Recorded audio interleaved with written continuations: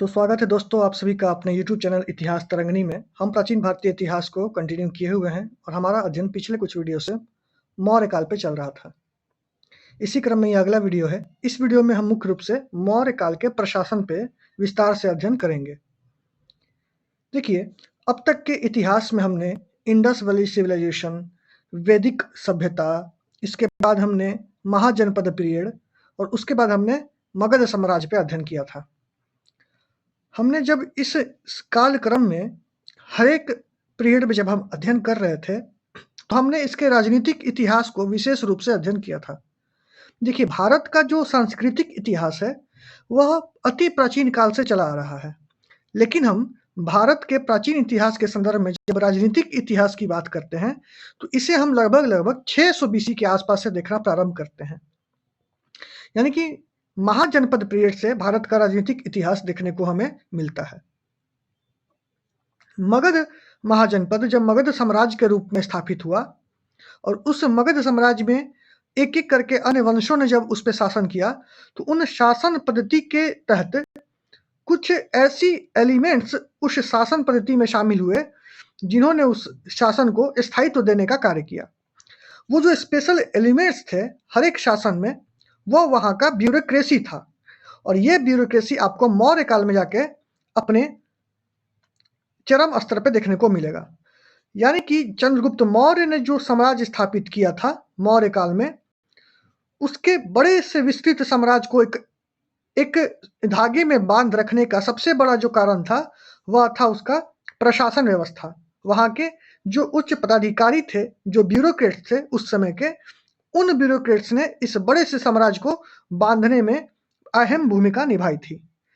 तो सोचिए कि इतने बड़े साम्राज्य को जब 3 अलग-अलग शासक यथा चंद्रगुप्त मौर्य, फिर उसका पुत्र बिंदुसार और उसके पश्चात उसके पुत्र अशोक ने भी इतने बड़े साम्राज्य को स्थिर बनाए रखा, तो उसका एक महत्वपूर्ण पक्ष यह भी था कि उसके समय का जो प्रशासन था, जो एडमिनिस्ट्रेशन था, वो बहुत ही कुशल व्यक्तियों के हाथों में था। तो इसी कुशलतम जो उसके एक्सपेरिमेंट्स थे, मौर्य काल में एडमिनिस्ट्रेशन को लेकर जो एक्सपेरिमेंट्स थे, हम उसको विस्तार से समझने का प्रयास करेंगे। तो ये जो टॉपिक है, ये यूपीएससी के मेंस पॉइंट ऑफ व्यू से और साथ ही साथ नेट जीआरएफ के एग्जाम में बहुत ही महत्वपूर्ण रहने वाला है। और ध्यान देंगे, ये जो पीपीटी में लेके आया हूँ, इसमें तथ्यों की कमी नहीं है, काफ़ी सारे तथ्य हैं। जितने फैक्ट्स हो सकते हैं, सारे इसमें सम्मिलित किए गए हैं। तो आपसे रिक्वेस्ट है कि आप पेन पेपर लेकर बैठें और इसको नोट डाउन करते हुए ही पढ़ें, वरना आपको इसे रिवीजन करने में और इसे याद रखने में काफ़ी कठिनाई होने वाली है। मैं कोशिश करूँगा कि जितने भी महत्वपूर्ण तथ्य हैं, वो ना छूटें और आसानी से आपके समझ में आ जाएँ। आपको इसको मल्टीपल टाइम रिवीजन करना है और इसके संदर्भ में जितने भी प्रश्न हैं, प्रीवियस ईयर क्वेश्चंस हैं, मॉक टेस्ट हैं, आपको लगाने हैं ताकि आपके ये दिमाग में अच्छे से बैठ जाए। तो चलें आगे बढ़ते हैं। आगे बढ़ने से पहले आपने चैनल को अभी तक सब्सक्राइब नहीं किया है, तो प्लीज़ चैनल को सब्सक्राइब कर लें। हालाँकि इसका पीडीएफ मैं आपको प्रोवाइड कर देता हूँ, फिर भी रिक्वेस्ट करता हूँ कि आप इसका नोट्स ज़रूर बनाएँ। इसके पीडीएफ के लिए आप इसके टेलीग्राम ग्रुप में आप जुड़ सकते हैं, इतिहास तरंगिणी, उसका लिंक इसके डिस्क्रिप्शन में दिया हुआ है और कंप्लीट एंशिएंट हिस्ट्री प्लेलिस्ट का भी लिंक आपको इसके डिस्क्रिप्शन में मिल जाएगा। चलिए शुरू करते हैं। देखिए, मौर्य प्रशासन के संबंध में जब आपको मेंस में लिखना हो, तो आप एक भूमिका छोटी-सी बाँध के शुरू करेंगे। तो सबसे पहले इसकी एक भूमिका देख लेते हैं मौर्य प्रशासन के संबंध में। देखिए, मौर्य शासन व्यवस्था के जनक के रूप में हम चंद्रगुप्त को जानते हैं।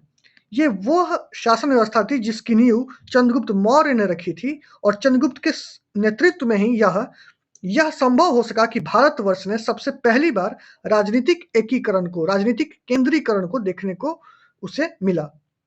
यानी कि भारतवर्ष ने सर्वप्रथम राजनीतिक केंद्रीकरण के दर्शन किए, वो भी चंद्रगुप्त मौर्य के नेतृत्व में।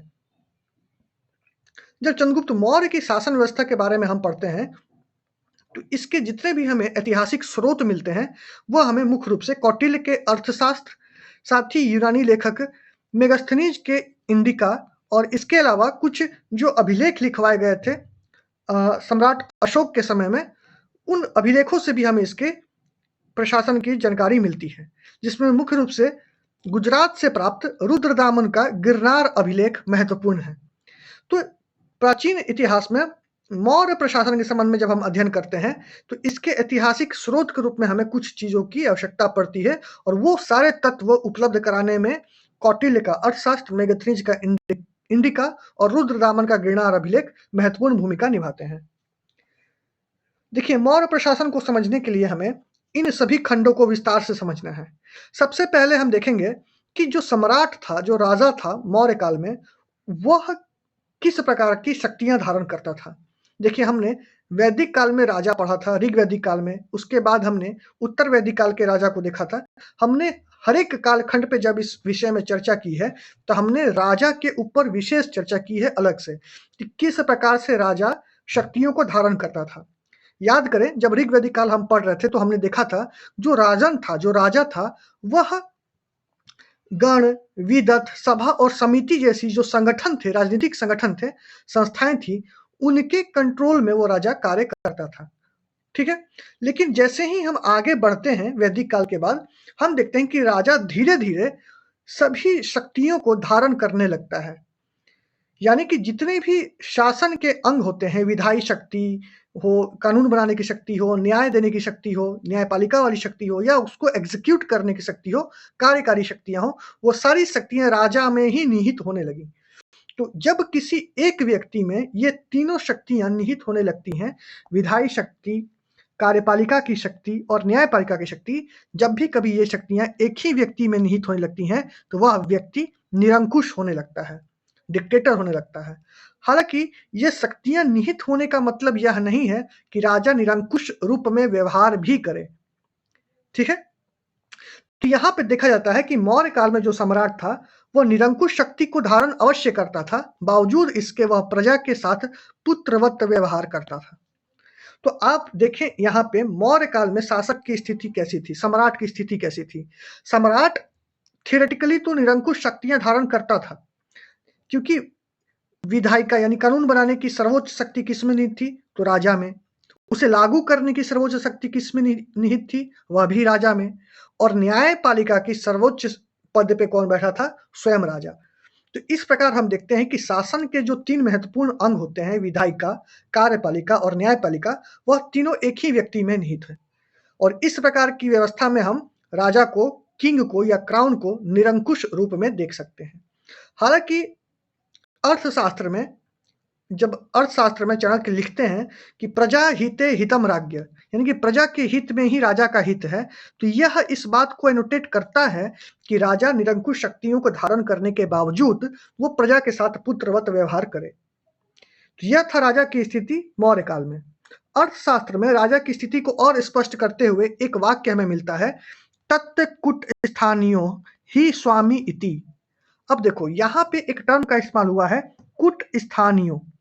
ये जो कुट स्थानीय शब्द है, इसके अनुवाद को लेके इतिहासकारों में थोड़ा सा मतभेद है। एक इतिहासकार हैं D.R. भंडारकर साहब और एक अन्य इतिहासकार हैं R.P. कांगले।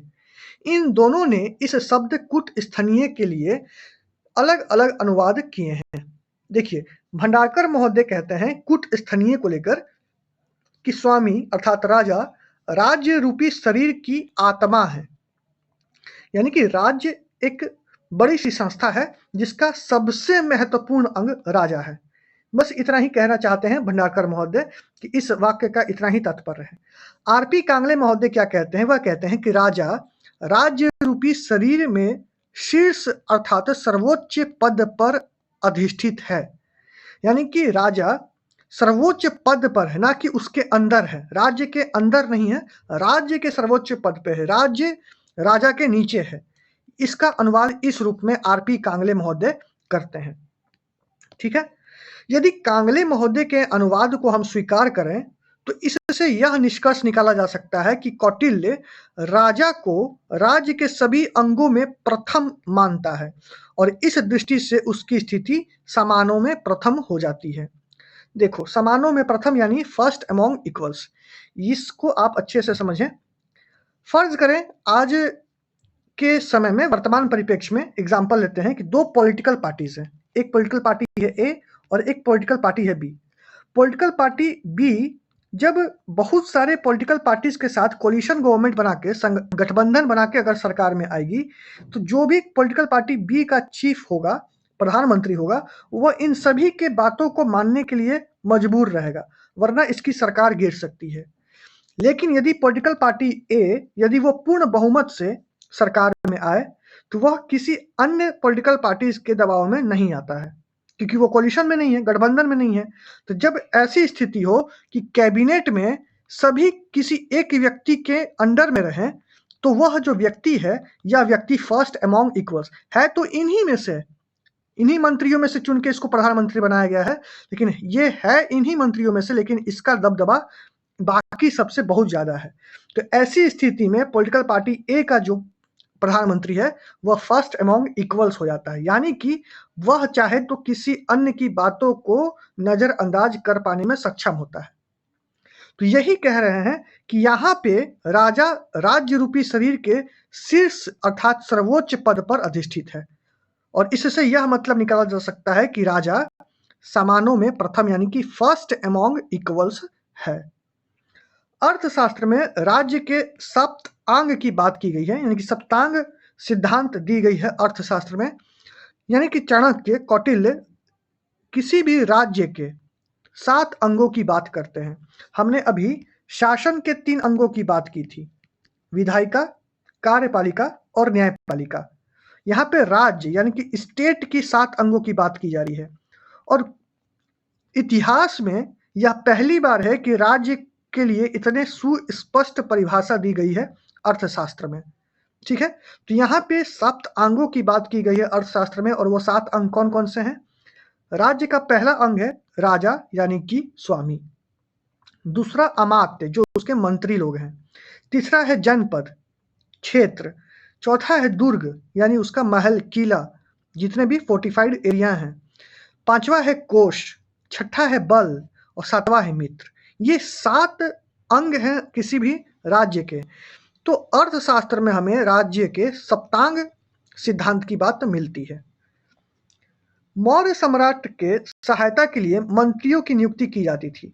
देखिए, हमने पहले जो बिंदु हमने देखना था वह था सम्राट, मौर्य प्रशासन के तहत सम्राट। हमने सम्राट की स्थिति देख ली। अब हम आगे देखेंगे मंत्रिण और मंत्री परिषद।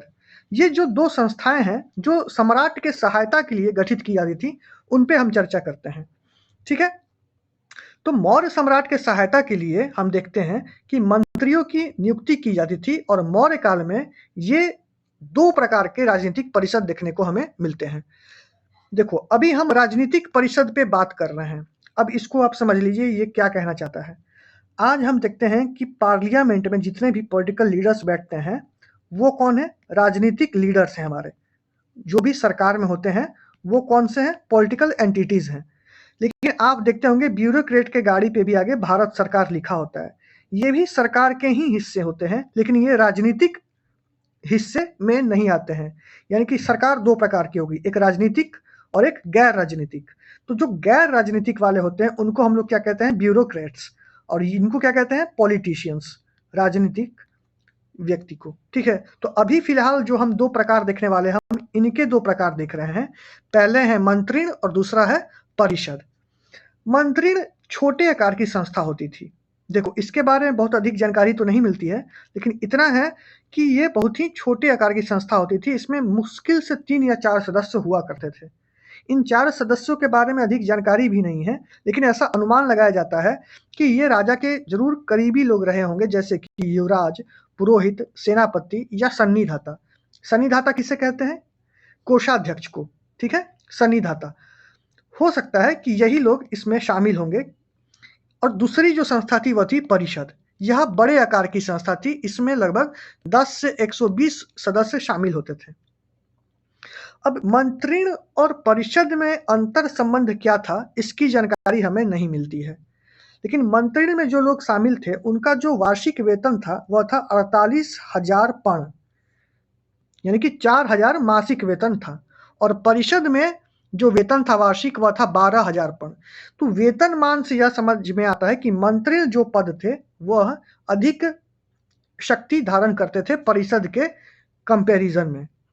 और मंत्री पद पे किसी व्यक्ति को नियुक्त करने से पहले उसके चरित्र का परीक्षण किया जाता था, और इस चरित्र के परीक्षण को नाम दिया जाता था उपधा परीक्षण। उपधा परीक्षण। तो मंत्री और परिषद हमें 2 राजनीतिक परिषद की चर्चा मिलती है मौर्य काल में। तो सबसे पहले हमने 3 हिस्सों की बात कर ली मौर्य प्रशासन के, सम्राट, दूसरा मंत्रिण और तीसरा परिषद। अब हम देखते हैं गैर राजनीतिक जो पद होते थे मौर्य प्रशासन के समय, जिसे हम एक्चुअली में ब्यूरोक्रेसी कहते हैं, वह कौन-कौन थे? तो अभी हम पदाधिकारी की बात करेंगे और इसके बाद हम विभागीय अध्यक्ष के बारे में चर्चा करेंगे। तो चलिए देखते हैं पदाधिकारी के बारे में। सम्राट के काल में हमने देख लिया राजनीतिक परिषद, इसके तहत मंत्रियों को देखा हमने, परिषद को देखा हमने। अब हम देखेंगे जो गैर राजनीतिक पद थे, यानी कि जो पदाधिकारी थे, उन्हें क्या कहते थे। पदाधिकारियों में जो उच्च पदाधिकारी थे उन्हें तीर्थ कहा जाता था, और कुछ अन्य पदाधिकारी थे जो किसी न किसी विभाग के अध्यक्ष हुआ करते थे। तो उच्च पदाधिकारियों में जो हमें नाम मिलते हैं वो कुल मिलते हैं 18 उच्च पदाधिकारियों के नाम। और यहाँ से सवाल एग्जाम में हर साल पूछे जाते हैं। एक सवाल यहाँ से कंफर्म रहता ही रहता है, अगर मौर्य प्रशासन से सवाल पूछा गया तो इसे आपको कंठस्थ याद रखना है। 18 नाम और वह किस कार्य के लिए उनको नियुक्त किया जाता था। तो पहला सबसे महत्वपूर्ण जो पद होता था वो होता था पुरोहित का। ये सारे मंत्रियों में सबसे प्रधान व्यक्ति होता था, यह सबसे करीबी होता था शासक का, उसका सबसे महत्वपूर्ण सलाहकार भी होता था और प्रधानमंत्री के तौर पर यह कार्य करता था। दूसरा था समाहर्ता, ये राजस्व वसूलने वाला अधिकारी होता था। तीसरा था सन्निधाता, ये कोषाध्यक्ष होता था, कोष का अध्यक्ष होता था। चौथा था सेनापति, यह युद्ध विभाग का मंत्री होता था। पांचवा थे युवराज, युवराज वह व्यक्ति थे जिसे उत्तराधिकारी के रूप में नियुक्त किया जाता था कि राजा के बाद यह मेरा उत्तराधिकारी होगा। तो पांचवा जो महत्वपूर्ण अधिकारी था वह था युवराज। छठा था प्रदेष्ठा, प्रदेष्ठा फौजदारी न्यायालय का न्यायाधीश हुआ करता था। प्रदेष्ठा फौजदारी न्यायालय का न्यायाधीश हुआ करता था। सातवां है नायक, ये सेना का संचालक था। आठवां है कर्मांतिक, यह उद्योग धंधे का प्रधान निरीक्षक था। नौवां है व्यवहारिक, यह दीवानी मामले का न्यायाधीश था। तो अभी दो न्यायाधीश हमें देखने को मिले, एक था प्रदेष्ठा और एक था व्यवहारिक। व्यवहारिक था दीवानी मामले के न्यायाधीश और प्रदेष्ठा था फौजदारी मामले के न्यायाधीश। ध्यान देना कि पहली बार ये प्राचीन इतिहास में हो रहा है कि अपराधों को दो भागों में बांट के देखा जा रहा है, फौजदारी मामले और दीवानी मामले। ठीक है, इसके बारे में हम आगे चर्चा करेंगे जब न्यायपालिका की चर्चा करेंगे मौर्य काल में। तो ये पहली बार हो रहा है कि जब अपराधों को दो वर्गों में बांटा जा रहा है, फौजदारी मामला और दीवानी मामला, और उसके लिए अलग अलग जज अपॉइंट किए जा रहे हैं, फौजदारी के लिए प्रदेष्ठा को और दीवानी मामले के लिए व्यवहारिक को। जो 10वां महत्वपूर्ण तीर्थ था, पदाधिकारी था, वह था मंत्री परिषद अध्यक्ष। यह मंत्री परिषद का अध्यक्ष होता था। 11 था दंडपाल, सैनिक साजो सामान का देखरेख करने वाला व्यक्ति। 12वां है अंतपाल, यह सीमावर्ती दुर्गों का रक्षक था। अगला है दुर्गपाल, ये आंतरिक दुर्गों का रक्षक था, ये जो साम्राज्य के भीतर के जो दुर्ग है उनका रक्षक था। 14वां है नागरक, ये नगर प्रमुख होता था। वर्तमान में जैसे मेयर होते हैं इस प्रकार से ये नागरक हुआ करता था। 15वां है प्रशासता, ये राजकीय कागजों को सुरक्षित रखता था, जितने भी ऑफिशियल डॉक्यूमेंट्स होते थे उनको सुरक्षित रखने का कार्य करता था प्रशासता। और साथ ही यह जितने भी राजाज्ञा पारित होते थे, राजा जो भी आदेश देता था उनको लिपिबद्ध करने का कार्य भी ये प्रशासता करता था। एक तरीके से मान के चले तो ये स्टेनोग्राफर था उस समय का प्रशासता, ये जितने भी राजाज्ञा थे उनको लिपिबद्ध करता था, लिखने का कार्य करता था। 16वां है दौवारिक, ये राजमहलों का रखवाला था।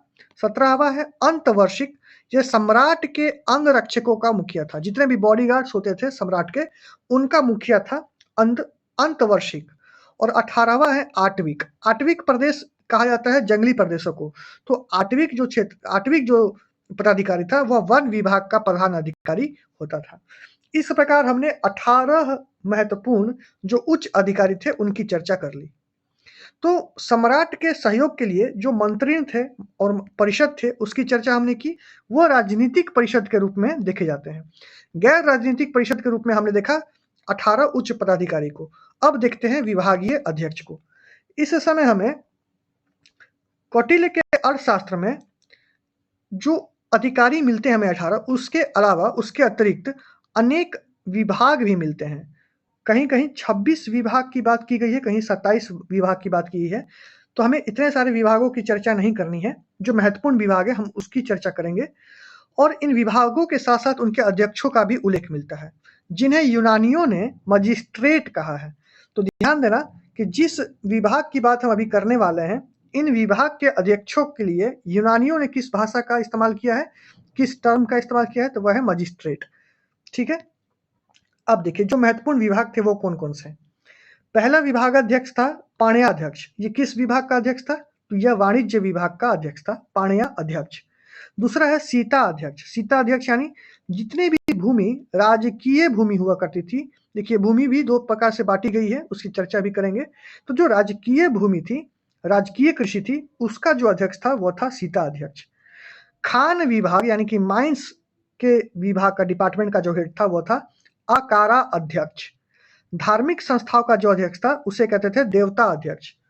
और जो टकसाल था, जहां सिक्के ढाले जाते थे, जिसे हम मिंट कहते हैं, तो टकसाल का जो अध्यक्ष हुआ करता था वो था लक्षणा अध्यक्ष। और सिलाई बुनाई के जो डिपार्टमेंट थी उसका जो अध्यक्ष था वो था सूत्राध्यक्ष।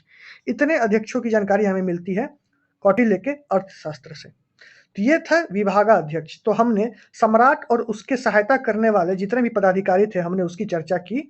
सम्राट, मंत्री, परिषद, पदाधिकारी और विभागीय अध्यक्ष।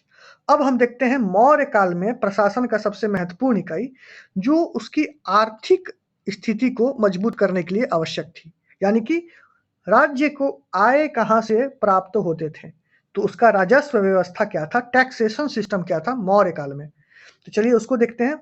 मौर्य काल का राजस्व व्यवस्था, ध्यान देंगे। आय का जो प्रमुख स्रोत था मौर्य काल में वह था भू राजस्व। ठीक है, कृषि से जो हमें आय प्राप्त होते थे वह उसके मुख्य स्रोत के रूप में था मौर्य काल में। जब भूमि से हमें आय प्राप्त हो रहे हैं तो आय के आधार पे मौर्य काल में भूमि को दो भागों में बांटा गया था। पहला पार्ट था राजकीय भूमि और दूसरा था निजी भूमि यानी प्राइवेट भूमि। तो जो राजकीय भूमि से धन प्राप्त होता था उसे सीता कहते थे और इसीलिए इसके अध्यक्ष को सीता अध्यक्ष कहा जाता था। ठीक है, और जो निजी भूमि थी इससे टैक्स लिया जाता था उपज का 1/6 भाग, यानी कि 1/6 हिस्सा कर के रूप में मौर्य काल में वसूला जा रहा था। एक अभिलेख हमें मिला था रूमनदेई नेपाल से। वहां पे जब अशोक अपने राज्याभिषेक के 20वें वर्ष गया था तो उसने वहां पे टैक्स घटा के 1/8 कर दिया था। तो ये आपको याद होगा रूमनदेई अभिलेख, जो सबसे छोटा अभिलेख है, जो आर्थिक अभिलेख है, जहां अशोक अपने राज्याभिषेक के 20वें वर्ष गया था तो उसने टैक्स को घटाकर 1/8 कर दिया था। अब देखिए भू राजस्व को वसूलने वाले अधिकारी को कहते थे समाहर्ता।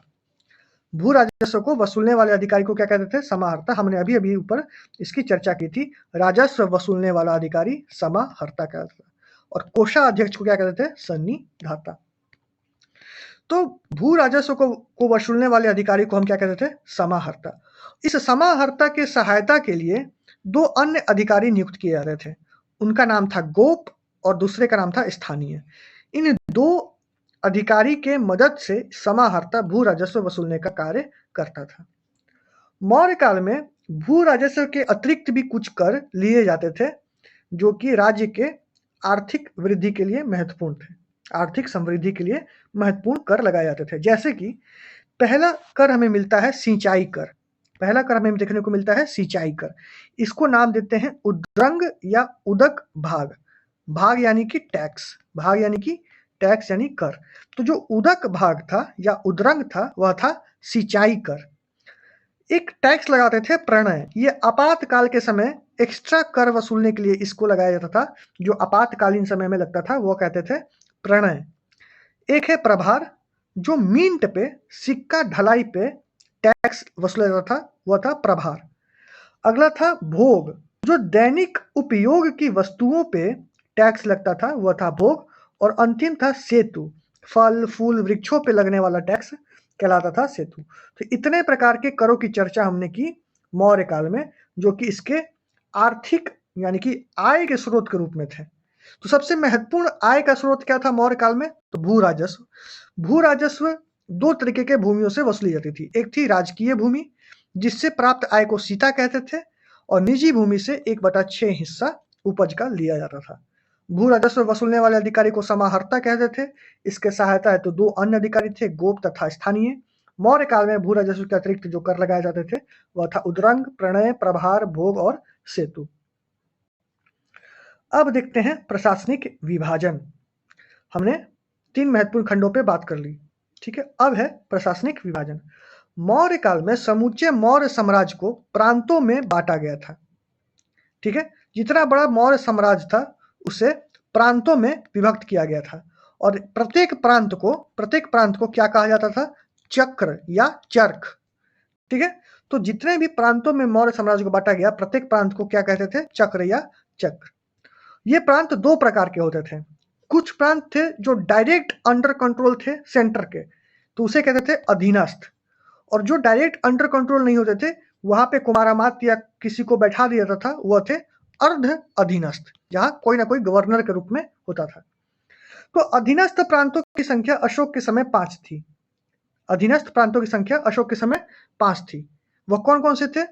पहला था उत्तरापथ, दूसरा था दक्षिणापथ, तीसरा था कलिंग, चौथा था अवंती और 5वां था प्राची। उत्तरापथ की राजधानी थी तक्षशिला, दक्षिणापथ की राजधानी थी सुवर्णगिरी, कलिंग की राजधानी थी तोसली। हमने देखा था कलिंग युद्ध के पश्चात उसने राजनीतिक आसानी के लिए, राजनीतिक सुलभता के लिए कलिंग की राजधानियों को 2 भागों में बांट दिया था। पहली राजधानी उसने बनाई थी तोसली और दूसरी बनाई थी समापा। तो यहाँ पे एक राजधानी मेंशन है, कलिंग की जो प्रमुख राजधानी थी वह थी तोसली, फिर अवंती की राजधानी थी उज्जैनी और प्राची की राजधानी थी पाटलिपुत्र। तो ये थे अधीनस्थ प्रांत। इनकी संख्या कितनी थी? इनकी संख्या थी 5। प्रांतों के गवर्नर को अशोक ने अपने शिलालेखों में कुमार या कुमारामात्य कहा है। तो अशोक अपने शिलालेखों में अपने गवर्नर को क्या कह के बुलाता है? कुमार या कुमारामात्य। और यह इसके अलावा वह आर्यपुत्र कहता है। तो अशोक अपने शिलालेखों में अपने गवर्नर को 2 नामों से बुलाता है, कुमार कुमारामात्य या फिर आर्यपुत्र।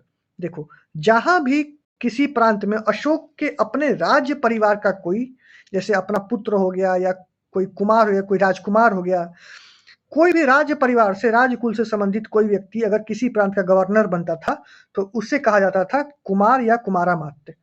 यदि इनके अलावा कोई अन्य व्यक्ति गवर्नर के रूप में अपॉइंट होता था तो उसे कहते थे आर्यपुत्र। तो अशोक के शिलालेखों में गवर्नर के लिए किन शब्दों का इस्तेमाल किया गया है? कुमार, कुमारामात्य या फिर आर्यपुत्र।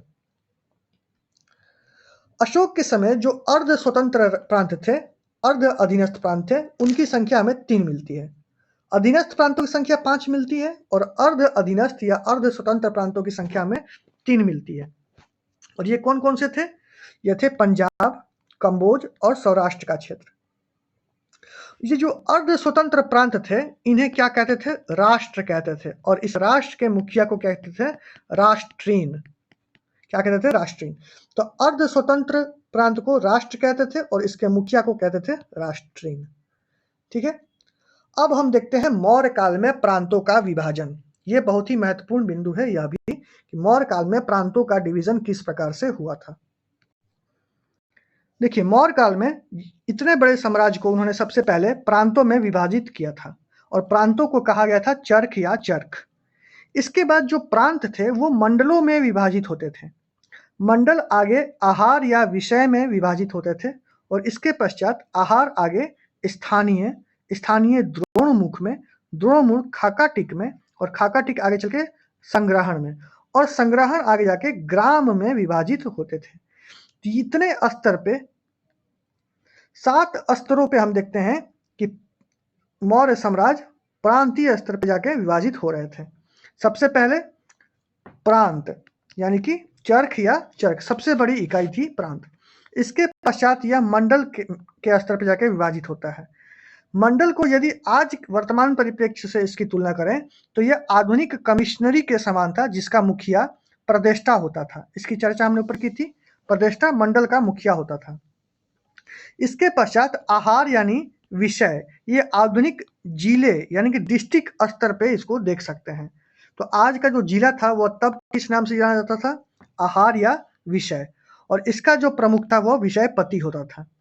इसके पश्चात आहार स्थानीय में डिवाइडेड होता था, जो तहसील स्तर पे होता था और इसका प्रमुख होता था स्थानिक। द्रोणमुख और खक्का टीक के बारे में हमें कोई जानकारी नहीं है, लेकिन खक्का टीक आगे जाके संग्रहण में विभाजित होता था, जो कि आधुनिक ब्लॉक स्तर का डिवीजन होता था। तो आधुनिक ब्लॉक स्तर पे जो मौर्य काल में डिवीजन होता था वो होता था संग्रहण, और संग्रहण का प्रमुख होता था गोप। गोप का कार्य क्या होता था? तो गोप के दो कार्य होते थे। चूंकि यह ब्लॉक स्तर का प्रमुख था, तो इसे जनसंख्या का आंकड़ा रखना होता था और इस ब्लॉक के अंदर आ रहे सभी गांवों का सर्वेक्षण भी करना होता था। तो ये एक तरीके से सर्वेयर भी होता था, ब्लॉक का जो प्रमुख होता था। और ये ब्लॉक के अंडर में ग्राम के रूप में यह डिवाइडेड होते थे। तो सबसे छोटी इकाई जो होती थी मौर्य काल के प्रांतों के विभाजन का, वो होता था ग्राम। और मौर्य काल में यदि आपको ग्राम प्रशासन के बारे में अध्ययन करना है, तो आपके पास दो प्रमुख स्रोत हैं उसके। इसकी चर्चा हमने पहले की हुई है, इसलिए यहाँ पे चर्चा नहीं कर रहे हैं। तो इसके दो प्रमुख स्रोत हैं। पहला है गोरखपुर से जो हमें सहगौरा अभिलेख मिलता है, सहगौरा अभिलेख, वहाँ ग्राम प्रशासन की बात की गई है। और दूसरा जो बंगाल के महास्थान से हमें अभिलेख प्राप्त होता है, वहाँ से भी हमें इसके ग्राम प्रशासन की बात, ग्राम प्रशासन के संबंध में हमें जानकारी उपलब्ध कराते हैं ये दो अभिलेख। ये उत्तर प्रदेश का गोरखपुर से सहगौरा अभिलेख और बंगाल के क्षेत्र से महास्थान का अभिलेख, ये मौर्य काल के ग्राम प्रशासन के बारे में जानकारी प्राप्त कराते हैं। तो आपको ये याद रखना है यहाँ से प्रांतों का विभाजन किस प्रकार से हुआ। तो प्रांतों को चर्ख कहते थे, ये मंडल में विभाजित थे, मंडल पुनः आहार में विभाजित थे, यह आगे स्थानीय में, द्रोणमुख में, खक्खाटीक में और संग्रहण में, और संग्रहण अंतिम रूप से ग्राम स्तर पर विभाजित थे। ठीक है, यहाँ से सवाल रहते हैं। अब देखते हैं मौर्य काल में न्यायालय की व्यवस्था। मैंने ऊपर चर्चा किया था कि पहली बार मौर्यों ने अपराधों को दो वर्गों में बांटा था। पहला क्या था? दीवानी अपराध, और दूसरे थे फौजदारी अपराध। ठीक है, एक क्रिमिनल केसेस होते थे और एक होते थे सिविल केसेस, जिसपे मानहानि वगैरह लगा के उसको छोड़ दिया जाता है आर्थिक दंड देके। फौजदारी में उसको सजा होती है। ठीक है, तो ये जो दीवानी मामले थे, इसके जो कोर्ट होते थे उसको क्या कहते थे? धर्म स्थानीय। और फौजदारी मामले के कोर्ट को बोलते थे कंटक शोधन। कंटक शोधन किसके लिए इस्तेमाल हुआ है? फौजदारी कोर्ट के लिए। और धर्म स्थानीय यूज हुआ है दीवानी कोर्ट के लिए। और दीवानी मामले में जो कोर्ट था उसमें जो जज बैठता था उसका नाम था व्यवहारिक। तो व्यवहारिक जो जज थे वो दीवानी मामले के जज थे, और प्रदेष्टक जो जज थे वो फौजदारी मामले के जज थे। जो दंड दिए जाते थे मुख्यतः वह आर्थिक दंड दिए जाते थे, परंतु यदि देशद्रोह का मामला हो तो देशद्रोह के मामले पे मृत्यु दंड की सजा भी दी जाती थी। और यदि ब्राह्मण वर्ण का कोई व्यक्ति देशद्रोह जैसा घिनौना अपराध करता था, तो ब्राह्मण देशद्रोही को जल में डुबाकर मारा जाता था। जल समाधि लेने पे उसको मजबूर किया जाता था। ऐसा क्यों? क्योंकि आप समाज के सबसे बुद्धिजीवी वर्ग हैं और आपसे ऐसी अपेक्षा नहीं की जा सकती है कि आप इतना बड़ा अपराध करेंगे। तो बुद्धिजीवी वर्ग को कठोर से कठोर दंड देना सही बात है। तो जो बुद्धिजीवी वर्ग था उस समय का ब्राह्मण, यदि वह देशद्रोह जैसे अपराध में संलिप्त होता था तो उसे जल में डुबा के मारा जाता था।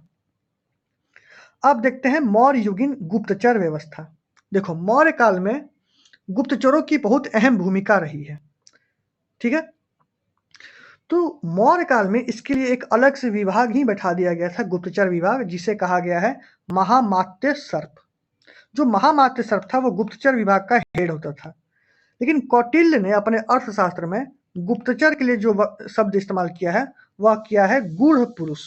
यही एग्जाम में पूछा जाता है कि मौर्य काल में गुप्तचर किसे कहते थे, तो वह गूढ़ पुरुष होता था जिसे गुप्तचर कह के बुलाया जाता था। यानी कि गुप्तचर के लिए गूढ़ पुरुष शब्द का इस्तेमाल किया गया था। इसी गूढ़ पुरुष, इसी गुप्तचर को यूनानियों ने इंस्पेक्टर कहा है। यूनानियों ने क्या नाम दिया है? इंस्पेक्टर। तो जो आज आप इंस्पेक्टर नाम सुनते हैं, यह यूनानियों के समय में मौर्य काल के समकालीन उन्होंने इसे गुप्तचर के लिए इस्तेमाल किया था, इंस्पेक्टर को। ठीक है, अब देखें, गुप्तचर भी दो प्रकार के थे। एक थे जो एक ही स्थान पर रह के गुप्तचरी करते थे, और दूसरे थे जिन्हें दूर भेजा जाता था, भ्रमणकारी गुप्तचर। तो जो एक ही स्थान पे रुक के गुप्तचरी का कार्य करते थे उन्हें संस्था कहते थे, एक जगह पे टिक कर अपना काम करते थे और दूसरे गुप्तचर थे जो घूम-घूम कर अपना काम करते थे, वह थे संचरा। तो गुप्तचर के 2 प्रकार संस्था और संचरा। संस्था और संचरा।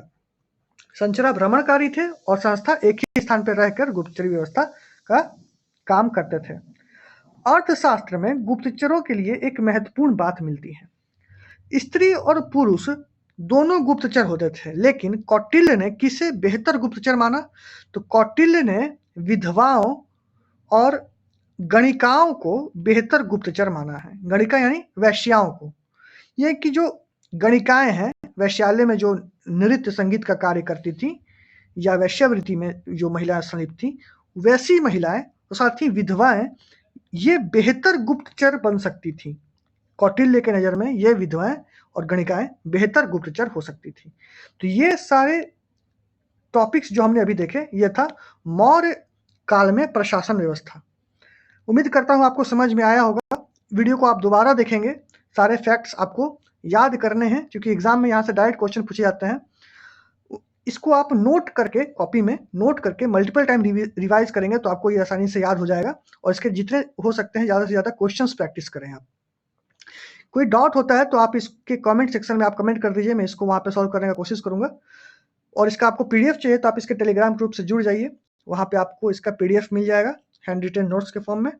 और चैनल पे आप नए हैं, अभी तक सब्सक्राइब नहीं किया, आप प्लीज़ चैनल को सब्सक्राइब करें, अपने दोस्तों में शेयर करें और इसके प्लेलिस्ट में आप चेक करें, एंशिएंट हिस्ट्री का प्लेलिस्ट है, वहाँ आपको इसके सारे वीडियोस क्रमवार वीडियो नंबर 1, 2, 3, 4 ऐसे करके 55-56 लेक्चर्स अब तक आ चुके हैं और मौर्य काल 1-2 वीडियो में एंड होने ही वाला है।